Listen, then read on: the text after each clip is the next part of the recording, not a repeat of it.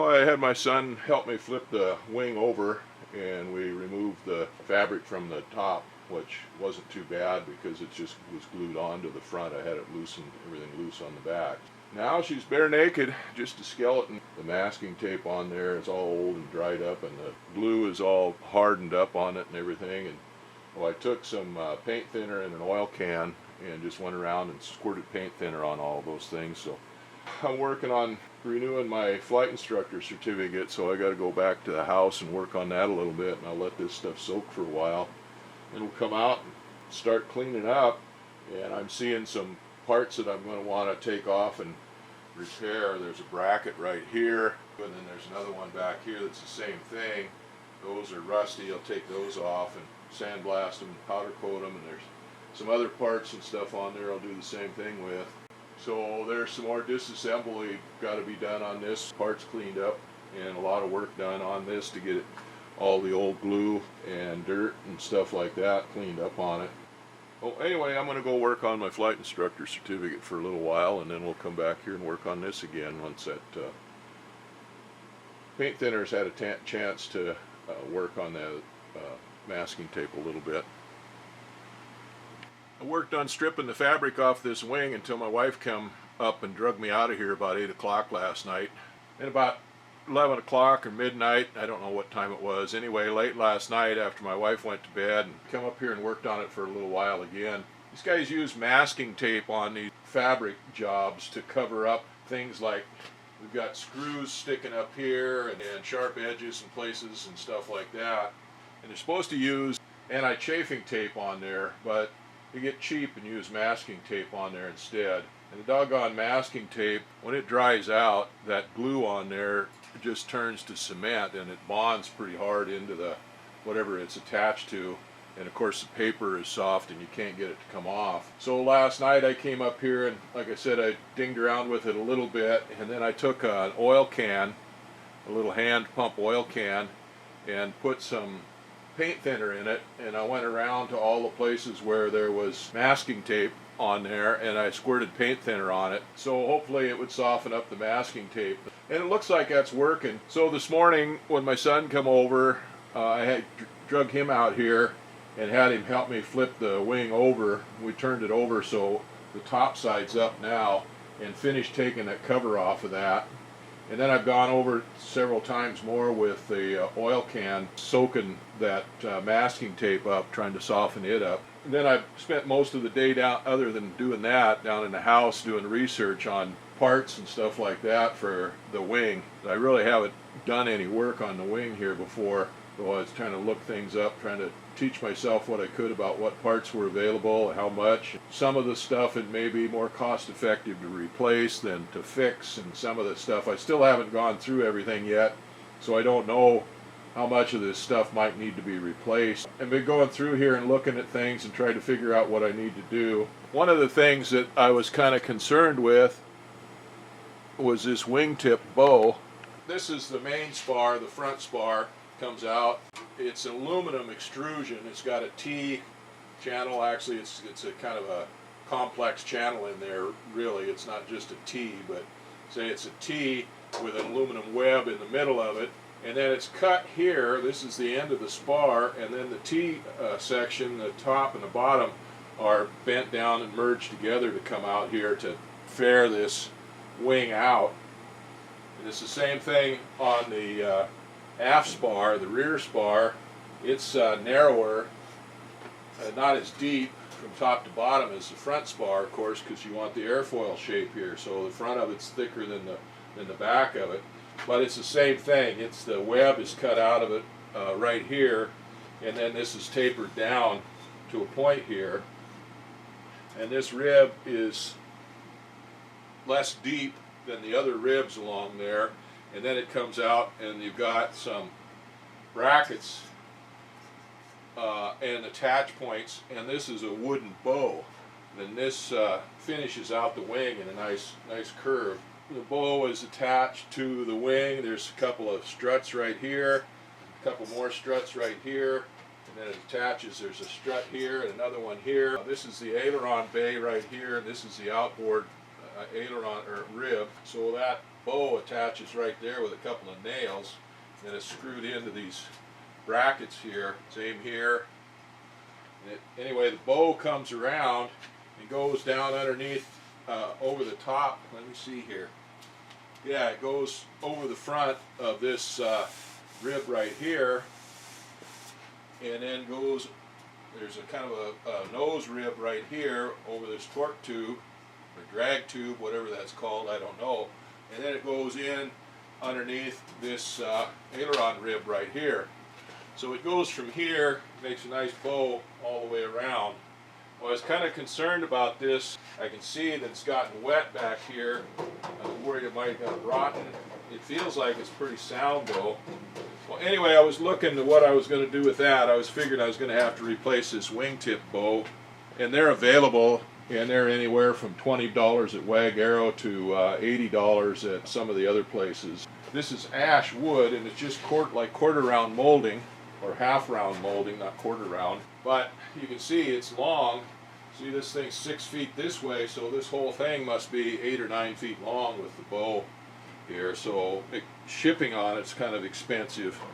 Oh, I got to consider that. Actually, Univer, which is the main supplier of Cub parts, says that the shipping on there, FedEx and stuff, and UPS, the shipping on them, there's an extra fee for that oversized stuff, and they want $250 plus the shipping price for that, for a $40 bow. So I'm going to see what I can do about that. I'm going to do a little more inspection on it.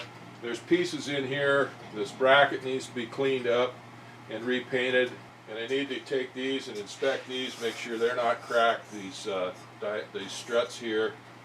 Anyway, I need to probably take that bow off of there and inspect it, and inspect all the attach fittings and stuff like that for it, because there's a bend right there, and they say they have a tendency to get cracked out. Do have this bracket right here for the pulley, for the aileron pulley, and then there's a bracket here that's the hinge point for the aileron, and another bracket here that's a hinge point for the aileron, and more down that way for the flaps and so on. Then there's a bracket here that the wing struts attached to, and some other steel pieces in there that I want to take off and clean up.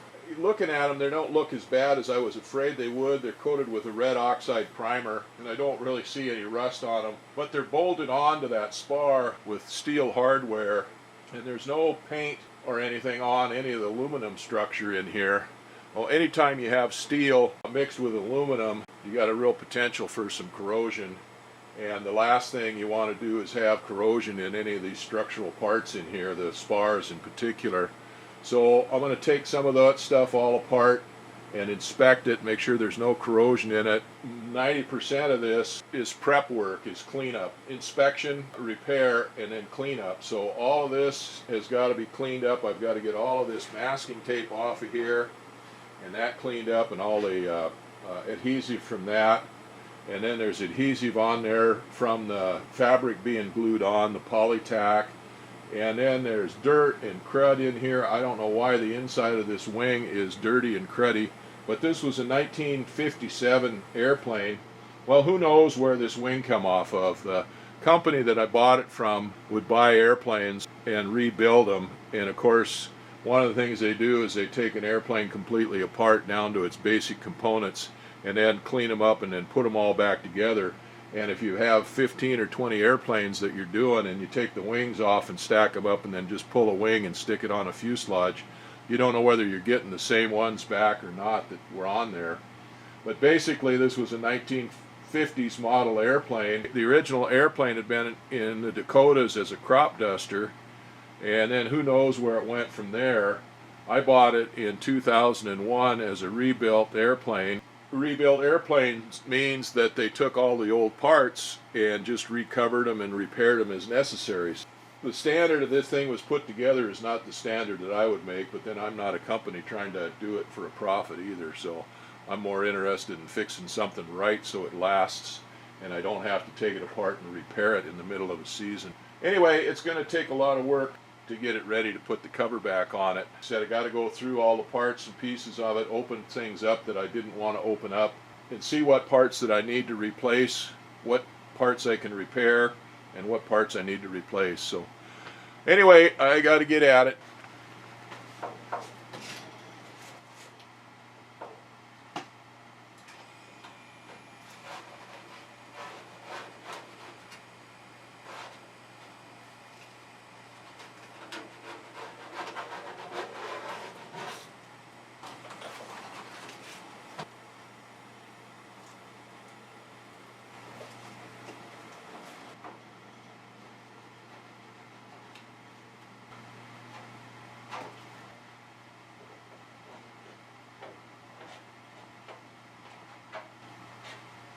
Now, there was a spot on the leading edge on the fabric where it was wore through, and I had patched it a couple times, but I can see now why it wore through. They've got this leading edge here, this aluminum leading edge goes over the ribs and stuff and back up here, and it's in different pieces. There's several different chunks of it.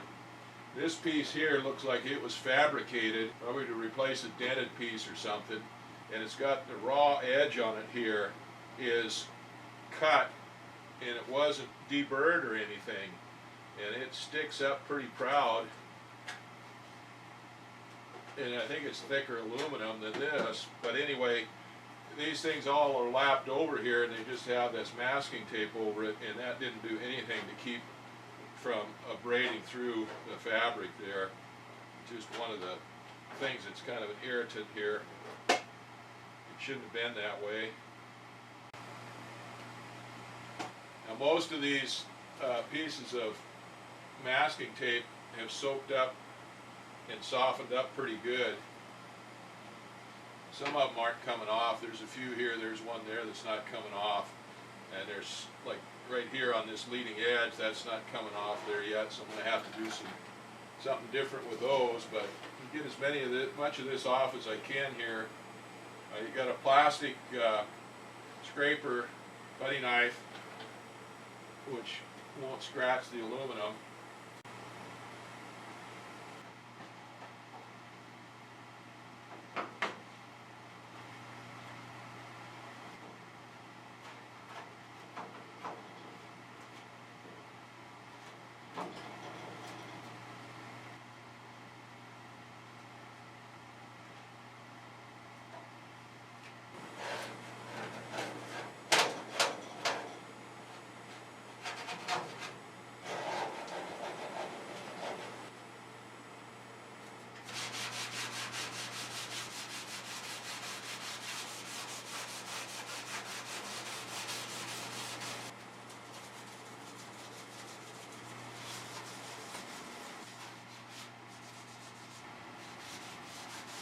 I got as much of that masking tape off of there as I could with paint thinner. Now I got to go to acetone, and of course acetone just eats up all the gloves and stuff. I hate using that, but it's working better.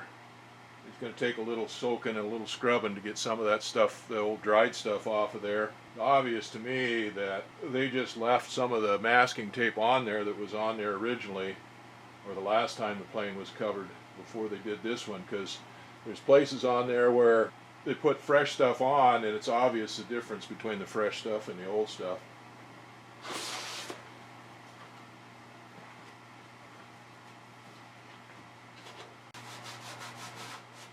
This red oxide paint here on this tip, that's not supposed to be there.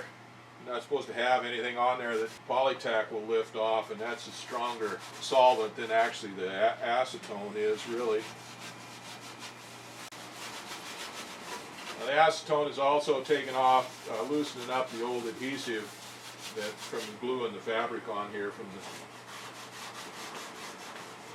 Oh, dealing with acetone fumes is not good, especially in a closed space like this. So I'll open the door up, and I'm going to turn the fan. I've got a filter fan in here in the basement. I'm going to turn that on and get some air circulating in here. Well, anyway, I'm going to keep working at this, getting this cleaned up. That's the job now. Well, I went ahead and took that wingtip bow off. Looks like I'm going to need a new one. broke in two places here. So that answers that question.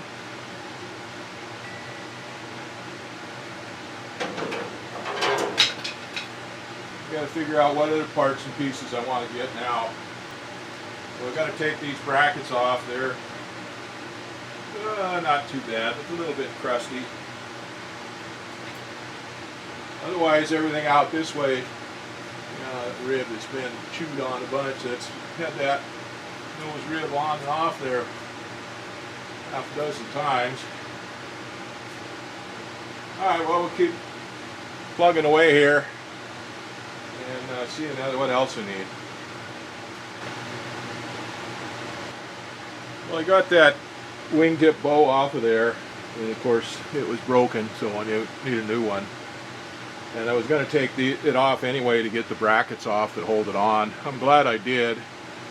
This is what they look like here. They're pretty crusty looking, pretty rusty, and there's just a little bit of light corrosion starting on spar tips there where they bolt into it. Just surface corrosion, nothing that major. These aren't too bad. I can clean these up with sandblaster and powder coat them and they'll be fine. I just looking online at parts, and Dakota Cub has a kit to replace these, and I thought about ordering one of those, but it's like $50 or $70 or something like that and these are just little sheet metal parts. They don't amount to anything. Well, anyway, these will clean up fine.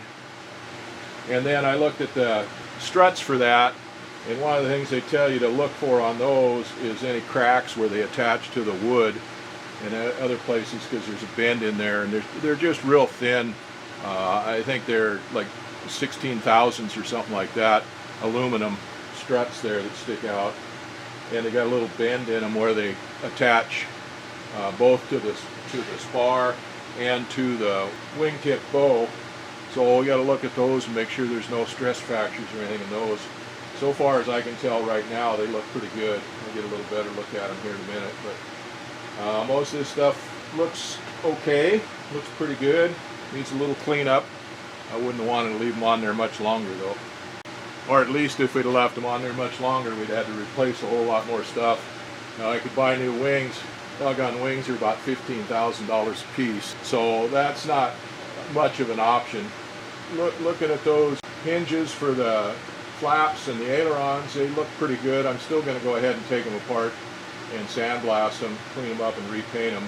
And that's going to entail disassembling a little more of this than I would like to, and then down there on the other end, the straps to hold the fuel tank down, those are kind of rusty, and I looked at those, and Dakota Cub has those. I think they're like $90. And all they are is an aluminum, they're probably steel, a steel strap, probably about 24 thousandths thick, something like that, and however long they are. But there's nothing to them. On one end they've got a barrel welded on them for the hold down bolt. Anyway, there's nothing to them, certainly not nothing to make them justify that kind of money. And that's each, so I'd need 2 of them on this wing. Who knows, might need 4 of them depending on how although the other wing I had it opened up and that fuel tank out when I had these wings off when I replaced the fuselage, and they were in pretty good shape then, and I cleaned those up and repainted them and stuff then, and they were in pretty good shape. Of course, you don't know what it's like until we get it opened up. Anyhow, get more of this apart. These are the brackets that came off the end of that wing for that wingtip bow, to mount that wingtip bow.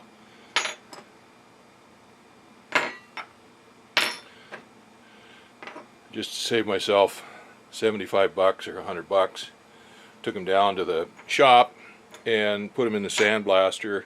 I cleaned the crud off of them, and then I powder coated them with a corrosion resistant high zinc powder coat. Oh, those look a whole lot better than they did, and they don't need a finish coat on them. Nobody's ever going to see them but me. But anyway, like I said, they look better than they did. And I guess there's 2 different sizes of those clamps there. One of them smaller than the other one. Probably one goes on the outboard wing spar and the other one goes on the inboard wing spar. And then these go on the inside of the spars and actually mate up. to these, well, that's going to be farther apart than that. It's going to, because it's got the spar between it, so that's going to make a more natural curve. I kind of wondering what the heck was going on there for a second, but that's what the deal is there. Anyway, those look a whole lot nicer than they did, and I've got new screws that I can put that all together with in the spar, so that will be good. Well, I've got to clean the ends of those spars up just a little bit more, and probably put a little bit of Allodyne solution or something like that on them, and then when I put them together I'll put a little bit of Peralkatone on them. I don't know why I'm trying to make these things last forever anymore, but that's what I do. And I got the wingtip bow out here. It was broken in two places, and I glued them together, not because I'm going to use it, because I might want to use that for a template. Problem is, this piece is about 7 feet long, or over 7 feet long. Anyway, getting a piece that long shipped to me could be kind of a challenge. Univer, which is the main supplier of those things, said they want about $250 to send them by UPS or FedEx, so they want to send them by truck. Well, getting truck freight here is impossible, and it's going to be a lot more expensive than UPS or FedEx. And then a lot of the guys I was reading up on one of the Cub sites, and they were getting them from Univer, and they'd get one would be good, and the next 3 or 4 would break when they were trying to bend them into place, and so Univer was good about shipping them replacements, but that is not necessarily going to happen here in Alaska. If I were in Anchorage, Stoddard's is right there, and they're a Univer distributor, and they're a supplier of Super Cub parts, and I could just walk into the store there and get a replacement if one of them broke, or if I didn't like it or something like that, or if I got one that had a knot in it or something I didn't like. I could just go into the store and get replacements there. But we're almost as far from Anchorage, or actually just as far from Anchorage as we are from Seattle, so shipping here is just as bad whether it comes from Anchorage, or even worse when it comes from Anchorage as it is to come from Seattle. Those are made out of ash. If they were made out of spruce, I've got lots of old growth Sitka spruce here that's beautiful that I could make my own out of. It's not that big of a deal. It's just a half round, tapered down here on the backside a little bit more, but that wouldn't be that hard to make, something like that. Anyway, I've still got some figuring to do on that, but I thought I'd glue those two pieces together, and that way I've got kind of a template. When I get the new one, if it comes straight, I'll have to make a bending jig and steam it to bend it to get it the right shape and stuff. Well, anyway, that's the idea of it. I get a rough idea of what my bend's going to be. They make these out of ash, but I was thinking white oak is highly rot resistant, and it's as tough as ash, and if I made them out of white oak, that might be better. Well, this is where we're at so far. I didn't get much done today except sandblasting those little parts. Tomorrow's Monday, and I can start calling and ordering parts and stuff tomorrow.